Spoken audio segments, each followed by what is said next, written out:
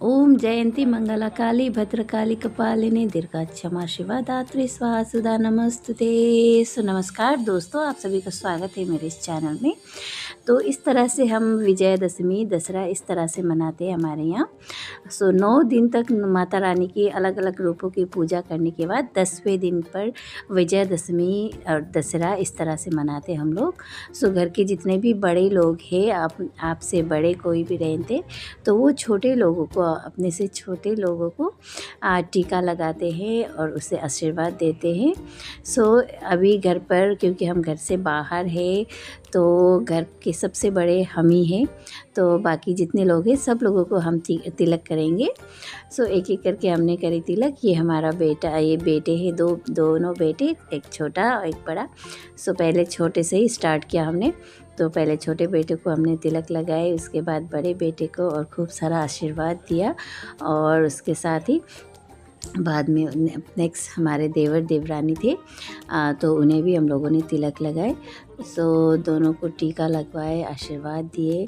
सो हम लोगों में, और लड़कों को वैसे इतना पैसे वगैरह कुछ नहीं दिया जाता, लड़कियों को का ही फ़ायदा होता है। हर एक कोई भी पूजा हो, कोई भी ओकेजन हो, जैसे लड़कियों को थोड़ा ज़्यादा काम भी करना पड़ता है, क्योंकि ओकेजन्स होते हैं तो हमारी काम ज़्यादातर किचन पर ही हो जाती है।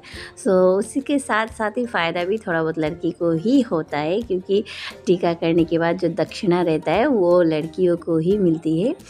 और बाद में इन दोनों को तिलक करने के बाद देवरानी को हमने थोड़ा सा दक्षिणा दिया।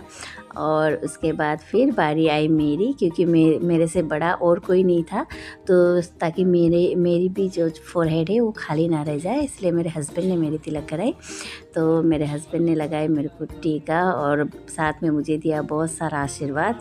उन्होंने कहा कि सदा सुहागन रहो, तो तुम सुहागन रहने का मतलब है मैं कभी भी नहीं मरूँगा। सो इस तरह से फ़नी वे में हम लोगों ने टीका लगाए, और मैंने उनके पैर छुए, जो कि हमारे यहाँ अपने हस्बैंड के अलावा और किसी को पैर छूने की ज़रूरत नहीं होती है।